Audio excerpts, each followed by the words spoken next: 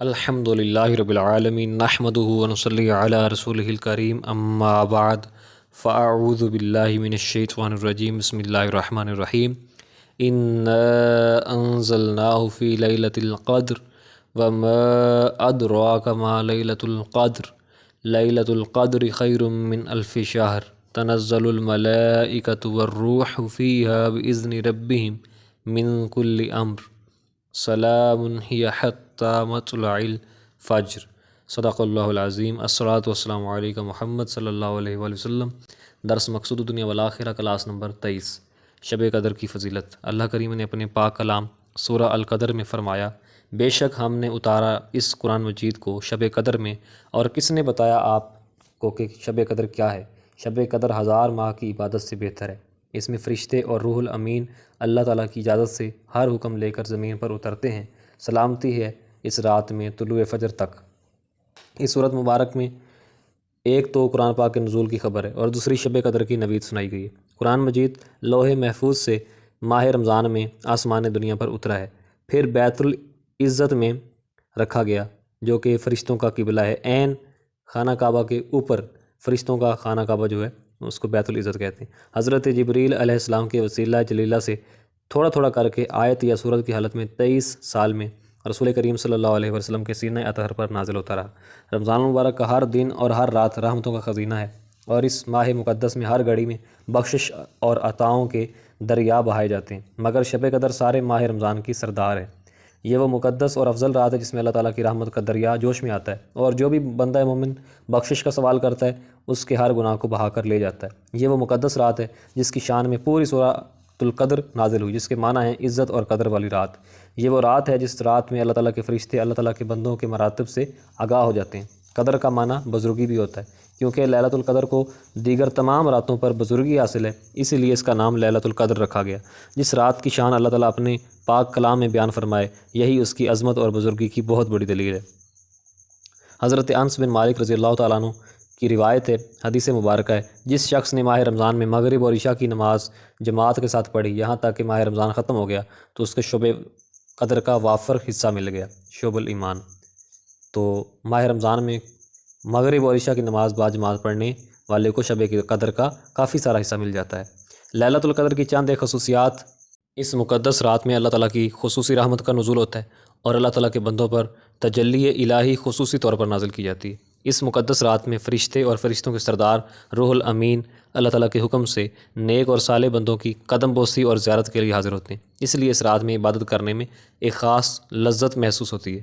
اس مقدس رات میں اللہ تعالیٰ نے اپنے فرشتوں کو پیدا فرمایا تھا۔ اس مقدس رات میں قرآن پاک نازل ہوا۔ اس مقدس رات میں جادوگروں کا جادو بے اثر ہو جاتا ہے، اور اللہ تعالیٰ نے اس رات میں جنت کو باغات سے آراستہ فرمایا۔ حضرت علی بن عروہ رضی اللہ تعالیٰ عنہ بیان کرتے ہیں، تفسیر ابن کثیر میں یہ واقعہ ہے کہ ایک دن رسول اللہ صلی اللہ علیہ وسلم نے ارشاد فرمایا کہ بنی اسرائیل کے 4 اشخاص نے 80 سال تک اللہ تعالیٰ کی اس طرح عبادت کی کہ پلک جھپکنے کی مقدار میں بھی اللہ تعالیٰ کی نافرمانی نہیں کی، اور ان کے نام حضرت ایوب علیہ السلام، حضرت زکریہ علیہ السلام، حضرت حزقیل علیہ السلام، حضرت یوشع بن نون علیہ السلام بتائے۔ یہ سن کر رسول اللہ صلی اللہ علیہ وسلم کے اصحاب کو بڑا تعجب ہوا جب آپ کے پاس حضرت جبریل علیہ السلام تشریف لائے اور عرض کی، یا رسول اللہ صلی اللہ علیہ وسلم، آپ کی امت کو اس بات پر تعجب ہے کہ ان لوگوں نے 80 سال تک اللہ تعالیٰ کی عبادت کی اور پلک جھپکنے کے برابر بھی نافرمانی نہیں کی۔ اللہ تعالیٰ نے آپ پر اس سے بہتر چیز نازل فرمائی ہے۔ پھر آپ صلی اللہ علیہ وسلم کے سامنے حضرت جبریل علیہ السلام نے سورۃ القدر کی پہلی 3 آیات تلاوت کی اور عرض کی، یہ اس سے افضل ہے جس پر آپ کو اور آپ کی امت کو تعجب ہوا۔ پھر آپ صلی اللہ علیہ وسلم اور آپ صلی اللہ علیہ وسلم کے اصحاب رضوان اللہ علیہم اجمعین خوش ہو گئے۔ تفسیر ابن کثیر۔ سبحان اللہ۔ نزہۃ المجالس میں حدیث پاک ہے، اللہ تعالیٰ نے عالمین میں سے نوح علیہ السلام پر سلام بھیجا اور 950 سال کفار میں رہنے کے بعد ان کو کافروں پر فتح یابی کا وارث بنایا۔ اللہ تعالیٰ نے موسیٰ علیہ السلام پر سلام بھیجا اور ان کو دریا میں سلامتی کا وارث بنایا۔ اللہ تعالیٰ نے حضرت عیسیٰ علیہ السلام پر سلام بھیجا اور احیاء الموتیٰ کا انہیں وارث بنایا، یعنی مرنے کے بعد دوبارہ دنیا میں تشریف لائیں گے۔ اور اللہ تعالیٰ نے حضرت ابراہیم علیہ السلام پر سلام بھیجا اور ان کو آگ سے نجات کا وارث بنایا۔ اور اللہ تعالیٰ نے آپ صلی اللہ علیہ وسلم پر سلام بھیجا اور آپ صلی اللہ علیہ وسلم کو شفاعت کا وارث بنایا، اور آپ صلی اللہ علیہ وسلم کی امت پر شب قدر میں سلام بھیجا اور ان کو رحمت کا وارث بنایا۔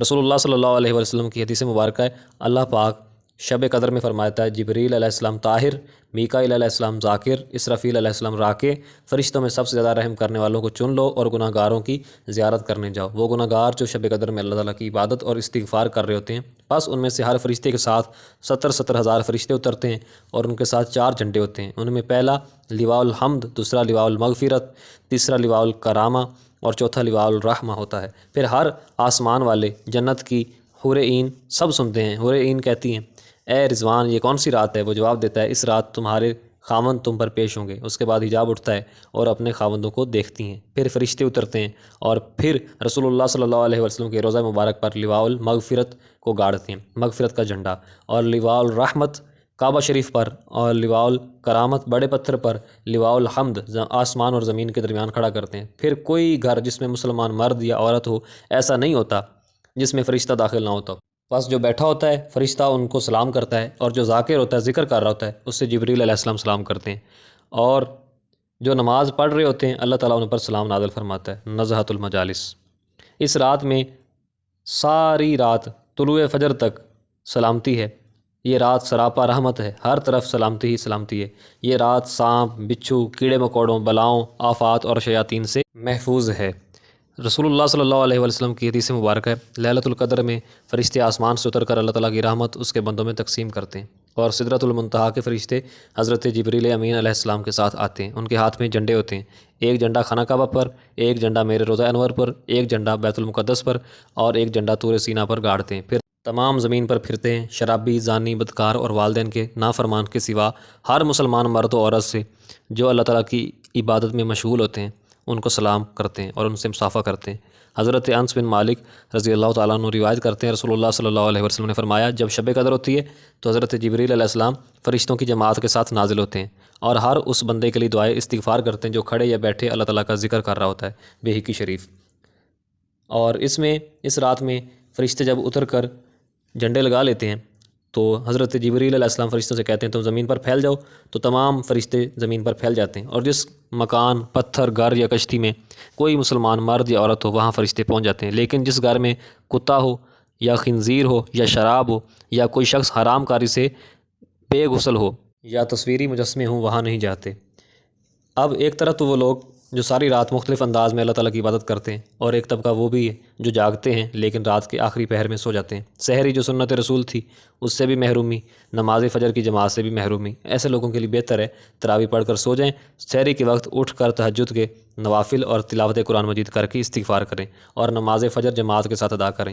ایک طبقہ وہ بھی ہے جو شب قدر پر بیداری تو کرتا ہے لیکن رات بیکار باتوں یا بیکار حرکتوں میں گزار کر ضائع کر دیتا ہے۔ یہ سب سے زیادہ خسارے والا ہے، اس لیے کہ بے آرام بھی رہا اور اتنی متبرک رات کی بے قدری بھی کی۔ اللہ تعالیٰ ہمیں زندگی کے ہر سانس کی قدر کرنے کی توفیق عطا فرمائے، آمین ثم آمین۔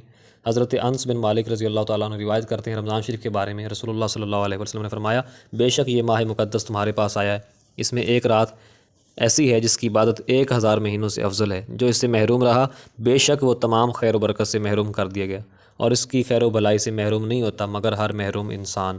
ابن ماجہ شریف۔ اللہ کریم ہمیں ایسی محرومی سے بچائے، آمین ثم آمین۔